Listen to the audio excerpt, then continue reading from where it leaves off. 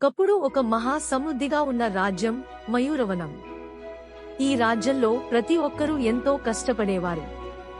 రైతులు పొలాల్లో కృషి చేస్తూ ఉండేవారు. కళాకారులు కళలకు గౌరవం చేకూర్చేవారు. జనం ప్రతి పనిని సమయానికి పూర్తి చేసేవారు. కాని ఒకే ఒక్కరు అలాగూ కాకపోయారు. వారు ఎవరు అనుకుంటున్నారా?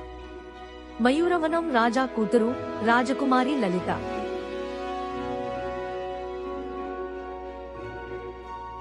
లలిత చాలా అందంగా ఉండేది, కానీ బాగా సోమరితనంగా ఉండేది. ఉదయాన్నే లేచి స్నానం చేయడం, పాఠాలు చదవడం లేదా గదిని చక్కబెట్టడం ఇవేవీ ఆమె చేయదిది. అందరూ ఆమెను లేజీ ప్రిన్సెస్ అని పిలవడం ప్రారంభించారు.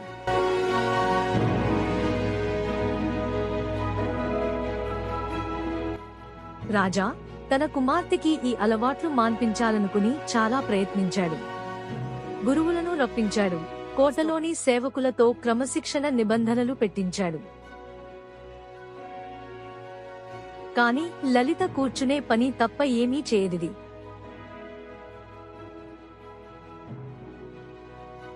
ఒకరోజు మాయలముని రాజకీయ దౌత్యాల కోసం రాజ్యంలోకి వచ్చాడు.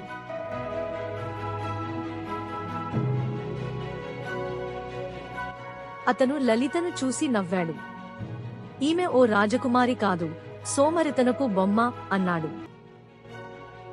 రాజా విచారమయ్యాడు. అప్పుడే ముని ఓ నిబంధన పెట్టాడు.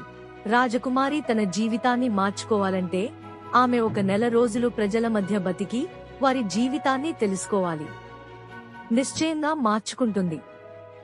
రాజా అంగీకరించాడు.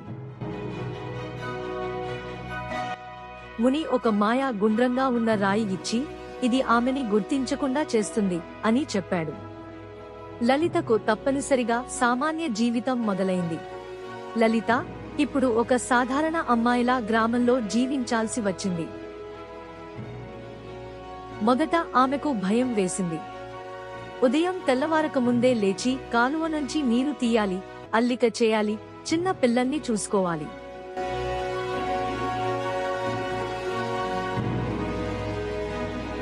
మొదటి వారం నరకల్లా అనిపించింది. ఎవరూ ఆమెను ప్రిన్సెస్ అని పిలవరు. అన్నం కూడా అప్పుడప్పుడు దొరకేది.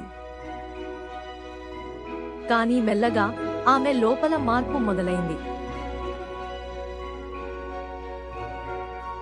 ఒకరోజు ఆమె గడ్డి కోసే వృద్ధురాలికి సహాయం చేసింది.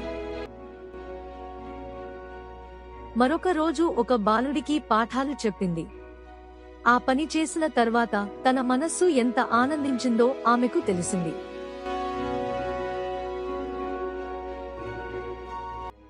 వారాలు గడుస్తూ లలిత పనులలో నైపుణ్యం పొందింది.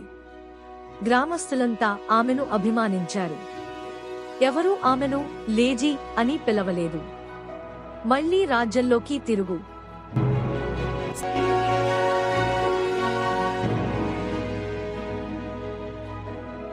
1 నెల పూర్తయింది.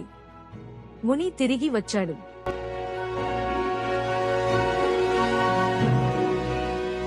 లలితను చూశాడు. ఇప్పుడు ఆమె ముఖం పైన కొత్త కాంతి, కళ, భరోసా కనిపించాయి. రాజకుమారి, ఇప్పుడు నువ్వు మారిపోయినట్టు అనిపిస్తోంది అన్నాడు. ఆమె నవ్వింది. ఇప్పుడే నేను నిజంగా రాజకుమారిలా జీవించడం ప్రారంభించాను అని చెప్పింది. ఆమె రాజ్యంలోకి తిరిగి వచ్చిన తరువాత ప్రజల అభివృద్ధికి కృషి చేస్తూ బాలికలకు విద్యను అందించే పథకాలు ప్రారంభించింది. ఆమెను ఇప్పుడు ఎవ్వరూ లేజీ ప్రిన్సెస్ అని పిలవలేదు. ఆమె సర్వజ్ఞ రాజకుమారి గా ప్రసిద్ధికెక్కింది.